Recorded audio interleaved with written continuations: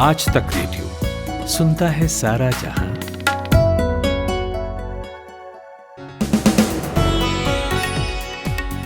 चौबीस नवंबर बुधवार का दिन आज तक रेडियो पर आप सुन रहे हैं। दिन भर मैं हूं कुलदीप मिश्र। डर का माहौल है क्रिप्टो करेंसी में पैसा लगाने वालों के बीच।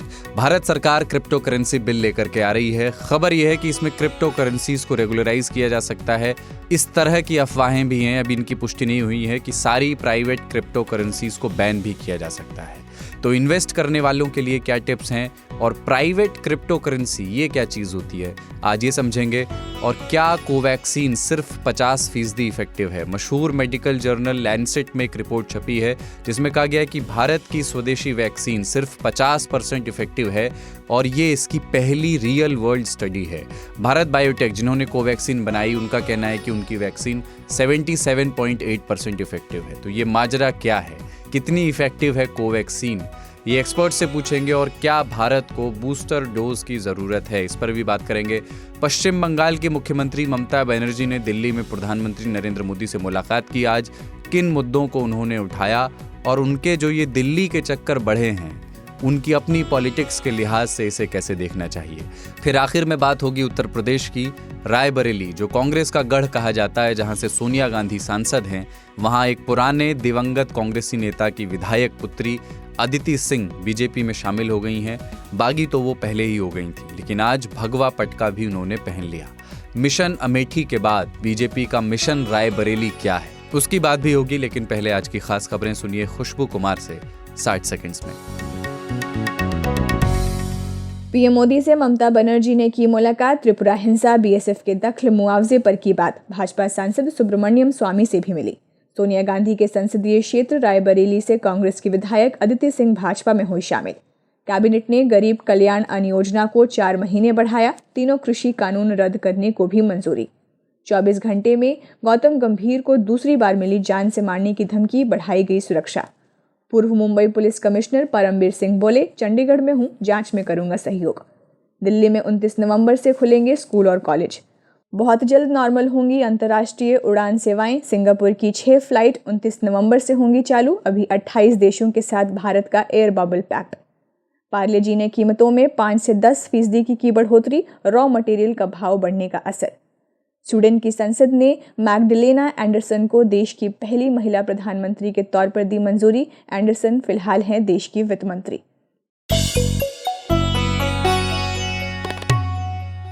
आज तक रेडियो पर यह है दिन भर और मैं हूं कुलदीप मिश्र। 5 साल पहले तक शायद आपने ये ना सोचा हो कि भारत में लोग डिजिटल करेंसी में इन्वेस्ट करेंगे, पैसा बनाएंगे उससे, और सरकार को उस पर एक कानून भी लाना पड़ेगा। भारत में ऐसा होगा, लेकिन ऐसा हो रहा है। क्रिप्टो करेंसी पर चिंताएं कुछ दिन पहले प्रधानमंत्री के एक संबोधन में दिखी थी। आरबीआई पहले ही कहता रहा है और अब सरकार ने ऑफिशियली कह दिया है कि वो विंटर सेशन में क्रिप्टो करेंसी पर एक बिल लेकर के आ रही है। इस बिल में क्या होगा ये अभी पूरी तरह साफ नहीं है, लेकिन अंदेशा है कि प्राइवेट क्रिप्टो करेंसी पर बैन लगाया जा सकता है, कुछ अपवादों को छोड़कर। अनुमान ये भी है कि पूरा बैन न लगाकर किसी तरह से क्रिप्टो मार्केट को रेगुलराइज किया जा सकता है। इसी वजह से क्रिप्टो में पैसा लगाने वाले घबराए हुए हैं। एक पैनिक है क्रिप्टो के मार्केट में, लोग धड़ाधड़ पैसा निकाल रहे हैं और कीमतें गिर रही हैं। लाखों लोगों को ये लग रहा है कि उन्होंने जो पैसा बनाया था या जो पूंजी वहाँ जमा की थी, उसकी कीमत अचानक घट सकती है, गिर सकती है, या लाखों रुपए डूब सकते हैं। हमने बात की इंडिया टुडे टीवी के national affairs editor Rahul Srivastava से और उनसे पूछा कि इस बिल में क्या हो सकता है, इसे लेकर किस तरह के अंदेशे सामने आ रहे हैं। देखिए, पिछले कुछ दिनों में एक हमने तेजी देखी बाजार में, जिसमें क्रिप्टो करेंसी चलाने वाले तमाम एक्सचेंज और जो BACC जो कि ब्लॉकचेन वालों का एक अपना संगठन है, उनकी तरफ से पूरे पेज के इश्तिहार दिए गए। इसको देखते हुए सरकारी महकमे में हलकों में थोड़ी सी तेजी आई और उसके बाद प्रधानमंत्री ने एक अभी से करीब 15 दिन पहले एक बैठक करी और उस बैठक के बाद ये सरकार की तरफ से बात आई कि सरकार इस बात को लेकर चिंतित है कि जो ये क्रिप्टो करेंसियां और ये जो पूरा मामला है, इससे आतंकवाद जैसे चीजों को बढ़त मिल सकती है या मदद मिल सकती है। और दूसरी बात यह आई कि जो युवा हैं, ये जो इश्तिहार आ रहे हैं तमाम, ये युवाओं को बरगला सकते हैं। और इसके बाद 18 तारीख को सिडनी डायलॉग में प्रधानमंत्री नरेंद्र मोदी ने एक बात साफ करी कि पूरी दुनिया के लोकतांत्रिक देशों से उन्होंने अपील करी कि आप सबके साथ आने की जरूरत है कि कहीं ऐसा ना हो कि ये जो क्रिप्टो करेंसी की टेक्नोलॉजी है ये गलत हाथों में पड़ जाए। उनका इशारा यही था कि कहीं आतंकवाद या देशों की वित्तीय स्थिति को खराब करने में इस्तेमाल ना हो जाए। उसके बाद पार्लियामेंट का जो बुलेटिन छपता है, नया सत्र जो शुरू होने वाला है, उसमें सरकार की तरफ से डाला गया कि नए बिलों में जो 26 बिल आने हैं उनमें से एक बिल होगा क्रिप्टो करेंसी को लेकर के, ऑफिशियल करेंसी को लिए और रेगुलेशन फॉर क्रिप्टो करेंसी। उसमें जो मंतव्य होता है यानी कि बिल क्यों लाया जा रहा है, उसमें सरकार की तरफ से ये कि एक रेगुलेटेड रिजीम, एक पूरा नियंत्रित तरीके से डिजिटल ऑफिशियल करेंसी यानी ऑफिशियल करेंसी लाई जाएगी सरकारी, जिसको कि आरबीआई चलाएगा। और दूसरा जो प्राइवेट क्रिप्टो करेंसी है उनके ऊपर रोक लगेगी। प्रोहिबिशन की बात की गई है, प्रोहिबिट करना मतलब उन पर रोक लगेगी। राहुल जी, वो चिंताएं क्या थी क्रिप्टो करेंसी को लेकर के जिसकी वजह से सरकार को ये बिल लाने की जरूरत पड़ी? बहुत लोगों को लगता है कि सब कुछ ठीक ही तो चल रहा था, क्या जरूरत थी इस बिल की? देखिए, रिजर्व बैंक ऑफ इंडिया के जो गवर्नर है शक्तिकांत, वो पिछले करीब 1 महीने में करीब 2 बार ये बात बोल चुके हैं कि क्रिप्टो करेंसी को लेकर के जो आरबीआई है उसको तमाम शंकाएं हैं। इसको लेकर के आरबीआई के गवर्नर ने जब ये भी कहा कि इससे फाइनेंशियल इंस्टेबिलिटी आ सकती है, यानी वित्तीय संकट आ सकता है, तमाम लोगों ने इस बारे में प्रतिक्रिया ये शुरू करी कि ये जिस तरह से बिल लाने की जरूरत है कि इसको रेगुलेट किया जाए।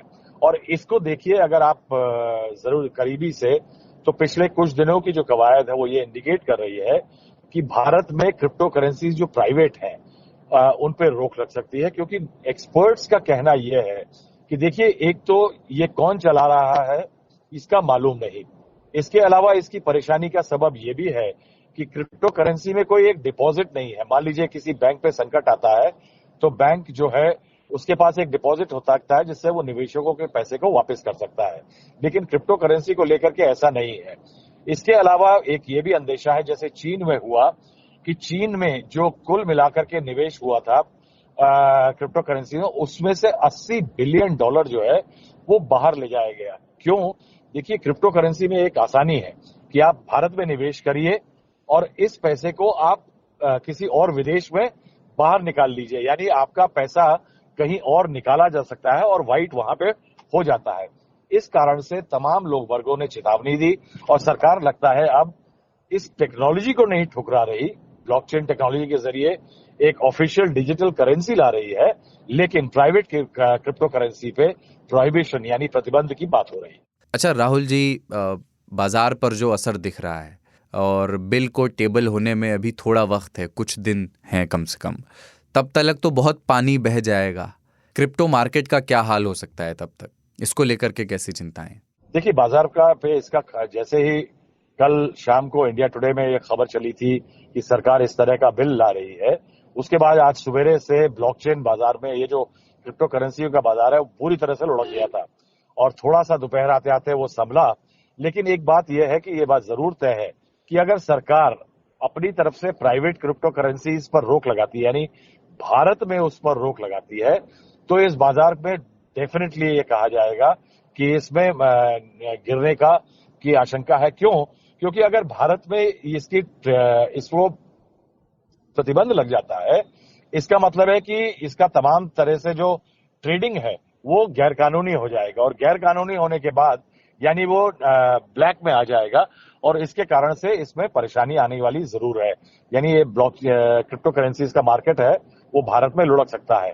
इसीलिए सरकार की भी कोशिश है कि मार्केट को लुढ़कने से बचाने के लिए एक दरमियाना रास्ता, चीन की तरह से नहीं कि जहां पे पूरी तरह से इसको प्रतिबंधित कर दिया गया है, कि अगर निवेशकों को मन है कि वो डिजिटल करेंसी के मामले में आगे बढ़े ब्लॉकचेन टेक्नोलॉजी को यूज करते हुए, तो भारत अपनी एक डिजिटल करेंसी ले आएगा। लोग अपना पैसा यहां से निकाल के, अभी भी समय है, वो निकाल करके ऑफिशियल डिजिटल करेंसी जो होगी, जो कि एक सरकार के द्वारा नियमित होगी और उसके अलावा आरबीआई के द्वारा चलाई जाएगी, उसमें निवेश करें। ये थे इंडिया टुडे टीवी के national affairs editor Rahul Srivastava. और अब कोविड-19 से जुड़ी दो खबरों पर बात। पहली, एम्स के डायरेक्टर रणदीप गुलेरिया का कहना है कि देश में कोरोना की तीसरी लहर बहुत बड़ी होगी, ऐसी आशंका नहीं दिखती है और इसीलिए भारतीयों को तुरंत बूस्टर डोज की ज़रूरत भी नहीं है। जब यूरोप और अमेरिका में बूस्टर डोज और बच्चों की वैक्सीन पर काम हो रहा है, तेज़ी से हो रहा है, तब डॉक्टर गुलेरिया का ये बयान भारत के संबंध में कितना रियलिस्टिक है, इस पर बात करेंगे। और दूसरी खबर, भारत की स्वदेशी कोरोना वैक्सीन, कोवैक्सीन जिसे कहते हैं, वो कितनी कारगर है, इसे लेकर अब दो अलग अलग दावे हमारे सामने हैं। दुनिया के सबसे प्रतिष्ठित मेडिकल जर्नल में से एक लैंसेट में एक रिपोर्ट छपी है जिसमें कहा गया है कि कोवैक्सीन कोविड-19 के लक्षण वाले मरीजों पर सिर्फ 50% कारगर है, जबकि भारत बायोटेक, जिन्होंने भारत सरकार के साथ मिलकर ये वैक्सीन बनाई है, उनका दावा है कि ये वैक्सीन 77.8% कारगर है। इस रिपोर्ट के बाद अब कोवैक्सीन की एफिकेसी पर उठे हुए सवाल फिर से मजबूत हो गए हैं, जो उसे WHO का अप्रूवल मिलने में हुई देरी के बाद हवा में तैरने लगे थे। नई स्टडी को कोवैक्सीन का पहला रियल वर्ल्ड असेसमेंट कहा गया है। तो किस वादे पर एतबार करें हम? भारत में करोड़ों लोगों ने कोवैक्सीन लगवाई है। हमने ये समझने के लिए बात की ऑर्गेनाइज्ड मेडिसिन एकेडमिक गिल्ड के सेक्रेटरी जनरल डॉक्टर ईश्वर गिलादा से और पहले उनसे पूछा कि कोवैक्सीन के सिर्फ 50% इफेक्टिव होने का दावा जिस प्रोसेस के बाद किया गया है, वो प्रोसेस कितना ऑथेंटिक, कितना कन्विंसिंग आपको लगता है? देखिए, कोई भी पब्लिकेशन जब लैंसेट, BMJ यानी ब्रिटिश मेडिकल जर्नल या new England journal of medicine में आता है तो वो ऑथेंटिक ही होता है, क्योंकि वो पीयर रिव्यूड जर्नल है। और ये जो स्टडी हुई है, ये all India institute of medical sciences, जो भारत का एक जाना माना इंस्टीट्यूट है, वहाँ पे हुई है। और ये स्टडी में ये था कि जिन लोगों को वैक्सीन दिया गया, वहाँ पे 100% लोगों को कोवैक्सीन ही मिला। तो जिन लोगों को वैक्सीन दिया गया और उनके अंदर जो इन्फेक्शन आया, जिसको हम कहते हैं ब्रेक थ्रू इन्फेक्शन, तो ब्रेक थ्रू इन्फेक्शन के केसेस की उन्होंने स्टडी की और ऐसा पता चला कि ये 50% लोगों को आया। इसका मतलब वह वैक्सीन की एफिकेसी 50% है। तो और उस समय जब ये स्टडी हुई, उस समय यहाँ पे डेल्टा वेरिएंट बहुत ज्यादा था, ऑलमोस्ट 99%, 98% डेल्टा वेरिएंट था। और ये स्टडी हुई जून जुलाई के अंदर। तो ये पीरियड के अंदर के जो इन्फेक्शन आए उनके पास उन्होंने स्टडी किया और बताया कि भाई ये 50% एफिकेसी है, लेकिन सीवियर इन्फेक्शन से बचाने के लिए 78% कारगर है। तो सीवियर इन्फेक्शन का मतलब है कि ऐसा कोई इन्फेक्शन जिसकी वजह से आपको हॉस्पिटलाइज होना पड़े, बहुत ज्यादा सिम्टम आए, या जिसकी वजह से आपकी मौत हो सकती है। तो मौत का उन्होंने बताया नहीं कि कितना प्रिवेंट हो रहा है, हो सकता है उससे ज्यादा प्रिवेंट हो रहा होगा, लेकिन 78% लोगों को सीवियर इन्फेक्शन से प्रोटेक्शन मिला है। डॉक्टर साहब, अभी कुछ दिन पहले ही एक स्टडी थी जिसमें ये दावा किया गया था कि कोवैक्सीन की एफिकेसी 77.8% है। भारत बायोटेक का भी यही कहना है। अभी जो स्टडी छपी है वो 50% की बात कर रही है। इन दोनों के डेटा में जो फ़र्क है उसे कैसे देखें? क्या भारत बायोटेक का जो 77.8% वाला दावा था वो ठीक नहीं था, या कुछ और फैक्टर्स थे जो उस स्टडी में इनकॉर्पोरेट नहीं किए गए और जिसकी वजह से ये फ़र्क आया है? दो अलग अलग चीज होती है कि एक क्लिनिकल ट्रायल, और क्लिनिकल ट्रायल में फेज 1, फेज 2 और फेज 3, और बाद में फेज 4 जो होता है वो है कि पोस्ट मार्केटिंग रिसर्च या रियल टाइम डाटा। तो ये दोनों में जो रियल टाइम डाटा या फेज 3 ट्रायल में हमेशा फर्क आएगा। तो जो भारत बायोटेक का दावा था 78% का एफिकेसी का, वो उनके फेज 3 ट्रायल के वजह से था। और फेज 3 ट्रायल ये काफी पहले हो चुका था, यानी डेल्टा वेरिएंट आया उसके काफी पहले हो चुका था। तो उनका जो एनालिसिस करते करते उन्होंने पब्लिश करने को थोड़ा वक्त लगा, लेकिन उनकी स्टडी के अंदर 78% आया, वो हम गलत मानते नहीं, क्योंकि वो जो डेल्टा वेरिएंट या डेल्टा वेव जब चला उसके पहले का है। अब जो all India institute of medical sciences की जो स्टडी है, उसके अंदर का जो स्टडी है वो जून जुलाई का है। तो उस समय ऑलमोस्ट 99%, 98% डेल्टा वेरिएंट था, इसलिए ये दोनों फर्क है। अदरवाइज वो फर्क इनकी गलत है स्टडी या उनकी स्टडी गलत है, हम नहीं बता सकते उस पर। डॉक्टर साहब, एक चीज़ और बताएं। डॉक्टर रणदीप गुलेरिया का बयान आपने भी सुना। तीसरी लहर को लेकर के उन्होंने जो कहा कि बहुत बड़ी लहर आने की आशंका नहीं दिखती और इसीलिए शायद बूस्टर डोज की अभी तुरंत भारतीयों को ज़रूरत नहीं है। इसके पीछे का जो तर्क है, वो तर्क से आप कितने सहमत असहमत हैं? तीसरी लहर की चर्चा इतनी लंबी चली है कि वो तीसरी लहर एक बबल जैसी है। हम लोग 6 महीने से डिस्कस कर रहे हैं, 7 महीने से डिस्कस कर रहे हैं, तीसरी लहर आ रही है। कई विद्वानों ने कहा अगले हफ्ते आ रही है, अगले महीने आ रही है, 2 महीने में आ रही है, इतनी बड़ी आ रही है। सेकंड लहर में जितने मरीज आए एक दिन में, उससे 4 गुना मरीज आएंगे, 5 गुना मरीज आएंगे। और इसके पीछे पूरे सरकारों को, स्टेट गवर्नमेंट को, सबको लगा दिया, काम में लग जाओ और इंफ्रास्ट्रक्चर बढ़ाओ। एक ढंग से अच्छा है कि हमारा इंफ्रास्ट्रक्चर रेडी है, लेकिन दूसरे ढंग से लोगों को डरा धमका कर हम लोग ऐसा बोल रहे हैं कि थर्ड वेव इतना खतरनाक होगा, आप बाहर नहीं निकल सकेंगे, इतने लोग की डेथ हो जाएगी, इतना इन्फेक्शन होगा, इतना शॉर्टेज होगा। तो ये गलत है। तीसरे लहर को ही देख के हम लोग बूस्टर डोज के बारे में बात करते हैं। अब बूस्टर डोज का क्या है कि बूस्टर डोज के लिए जो स्टडी हुई है वो एक इंटरेस्टेड पार्टी की स्टडी है, जो है हमारे वैक्सीन फाइजर वाला। तो वो तो अपनी कंपनी का वैक्सीन बेचने के लिए कई स्टडी बताएंगे कि ये काम करता है। उनके स्टडी में ये बताया गया कि कुछ महीने के बाद, यानी 4-6 महीने के बाद आपका एंटीबॉडी लेवल कम होता है। और एंटीबॉडी लेवल को बोलते हैं कि न्यूट्रलाइजिंग एंटीबॉडी। न्यूट्रलाइजिंग एंटीबॉडी का मतलब है जो एक ही पर्टिकुलर पॉइंट पे काम करने वाला एंटीबॉडी। बाकी एंटीबॉडी का टेस्ट होता ही नहीं है, सेल मेडिएटेड इम्यूनिटी का टेस्ट होता ही नहीं है। तो अगर न्यूट्रलाइजिंग एंटीबॉडी कम हो गई, इसका मतलब आपकी इम्यूनिटी खत्म हो गई या कम हो गई, ऐसा नहीं है। क्योंकि उसके बावजूद भी बहुत सारी एंटीबॉडी ऐसी है और इम्यूनिटी ऐसी है जो काम करती है, जो नया इन्फेक्शन होने नहीं देती है। अब जो लोग सीवियरली इम्यूनो कॉम्प्रोमाइज है, सिर्फ इम्यूनो कॉम्प्रोमाइज नहीं, सिर्फ कोमॉर्बिडिटी वाले नहीं, क्योंकि हमारे देश में लोग 50-60% लोग कोमॉर्बिडिटी के साथ है। लेकिन सीवियर कोमॉर्बिडिटीज या सीवियरली इम्यूनो कॉम्प्रोमाइज, जो कैंसर के मरीज है या जिन लोगों को कोई ऐसी दवाई चालू है कि जो किडनी ट्रांसप्लांट होता है उसके बाद दवा चालू है, तो ऐसे लोगों को ये वैक्सीन लगेगा। क्योंकि वो स्टडी में पता चला कि इन लोगों की इम्यूनिटी पहला डोज दो, दूसरा डोज दो, तीसरा डोज दो, थोड़ी थोड़ी बढ़ती है, एकदम पीक पे आती नहीं है। इसलिए उनको बार बार डोज देते रहना पड़ेगा, ऐसा तर्क है। और दूसरा जो जरूरत है, जो फ्रंटलाइन वर्कर्स है, डॉक्टर्स है, पैरामेडिकल वर्कर्स है, इन लोगों को, क्योंकि एक तो इनको वैक्सीन मिला है लगभग 10-11 महीने पहले, और दूसरा वो लोग हमेशा ऐसे माहौल में है जहाँ पे इन्फेक्शन ज्यादा है, तो ऐसे लोगों को दे। क्योंकि 2 कारण से, एक तो एंटीबॉडी भी बनी रहेगी, लेकिन दूसरा उनका हौसला बना रहेगा कि उनको एक थर्ड डोज मिला है, वो डरेंगे नहीं। तो हम लोग वो सेकंड पार्ट जो है ना, उनका हौसला बढ़ाए रखने के लिए देना चाहते हैं। लेकिन अभी जरूरत नहीं है, क्योंकि अभी न साइंस न इक्विटी इसके साइड में है। तो हो सकता है कि जो जनवरी-फरवरी की बात हम बात करें कि बूस्टर डोज देना चाहिए कि नहीं देना चाहिए, और देना चाहिए तो किसको देना चाहिए। ये थे डॉक्टर ईश्वर गिलादा। और अब बात पश्चिम बंगाल के मुख्यमंत्री ममता बनर्जी की दिल्ली दौरे की। अपनी राष्ट्रीय आकांक्षाओं के रथ पर सवार ममता बनर्जी आज दिल्ली पहुंची और उनका दिल्ली दौरा कल तक है, जिसमें वो अलग अलग पार्टियों के नेताओं से मिल रही हैं। बंगाल चुनाव के बाद दूसरी बार ममता दिल्ली आई हैं और आज शाम उन्होंने प्रधानमंत्री नरेंद्र मोदी से मुलाकात की। वो जब भी आती हैं प्रधानमंत्री से ज़रूर मिलती हैं। इस दौरान उन्होंने पश्चिम बंगाल के बॉर्डर इलाकों में बीएसएफ की शक्तियां बढ़ाने पर अपना विरोध दर्ज कराया और हाल ही में त्रिपुरा में हुई हिंसा और टीएमसी नेताओं के खिलाफ हुई प्रशासनिक कार्रवाई पर भी प्रधानमंत्री से बात की। कहा जा रहा है कि ममता के ये जो फ्रीक्वेंट दिल्ली दौरे हैं, ये 2024 की तैयारियां हैं।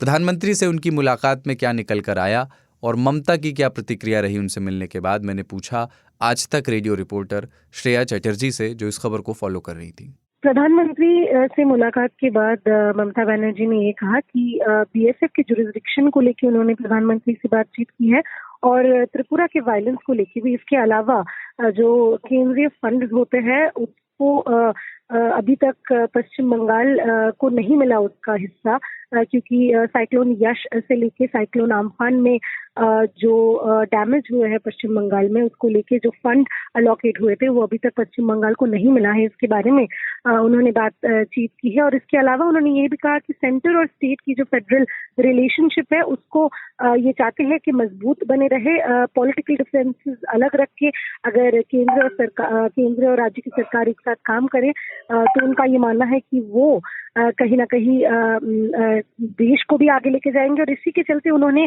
प्रधानमंत्री को बंगाल मींस बिजनेस समिट के लिए भी इनवाइट किया है, जो अप्रैल 2022 में शेड्यूल्ड है।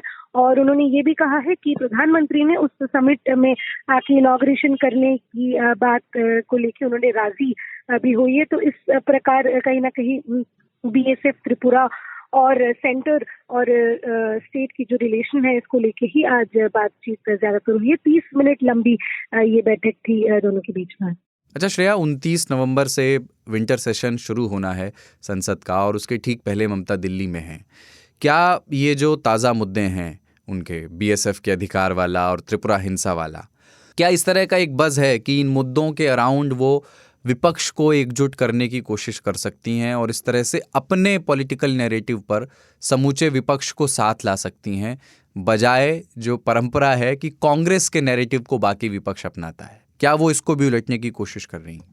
देखिए, विपक्ष को एकजुट करने की अगर बात आए तो इस बार हमने वो नहीं देखा, क्योंकि हर बार ममता बनर्जी जब दिल्ली आती है तो उनका ये कोशिश रहता है कि विपक्ष के जो अन्य नेता होते हैं जैसे सोनिया गांधी, अरविंद केजरीवाल, उनसे वो मुलाकात करें, लेकिन इस बार वो नहीं हुआ। और उनसे जब ये पूछा भी गया कि क्या वो सोनिया गांधी या फिर अन्य विपक्ष के नेता से मिलेंगे, तो उन्होंने ये कहा कि कोई कॉन्स्टिट्यूशनल प्रोविजन नहीं है कि हर बार जब वो दिल्ली के दौरे पे आए तो वो उनसे मिले। और उन्होंने ये भी कहा कि पंजाब में इलेक्शन है तो इसीलिए कहीं ना कहीं सोनिया गांधी उसमें बिजी भी है, तो इसीलिए वो उनसे मुलाकात इस बार नहीं कर पाएंगी। तो कहीं ना कहीं जो सवाल विपक्ष को एकजुट करने की बात में हो तो वो इस बार नहीं दिखी। ये थी आज तक रेडियो रिपोर्टर श्रेया चैटर्जी।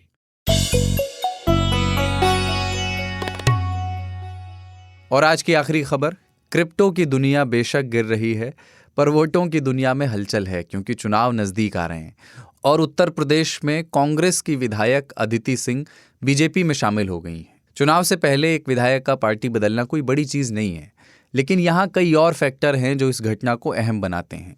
अदिति रायबरेली सदर सीट से विधायक हैं। 2017 में वो पहली बार एमएलए बनी और उसके पहले वो विदेश में पढ़ाई कर रही थी। रायबरेली की जो लोकसभा सीट है वो गांधी परिवार की पारंपरिक सीट कही जाती है और अभी सोनिया गांधी वहां से सांसद हैं। अदिति सिंह के पिता अखिलेश सिंह पुराने कांग्रेसी रहे और 5 बार के विधायक भी रहे हैं। कुछ महीने पहले ही अखिलेश सिंह का निधन हो गया और उसके बाद से अदिति लगातार अपनी ही पार्टी के खिलाफ बयानबाजी करती रही हैं और बीजेपी में जाने को आतुर दिखती रही हैं। रायबरेली बीजेपी के लिए कमज़ोर क्षेत्र रहा है पॉलिटिकली और सदर सीट बीजेपी कभी नहीं जीत पाई। क्या अदिति सिंह के रूप में बीजेपी को एक बड़ा चेहरा हाथ लगा है? क्या वो इतना बड़ा फैक्टर है कि रायबरेली में बीजेपी की नैया पार लगा सके? हमने पूछा आज तक रेडियो रिपोर्टर कुमार अभिषेक से।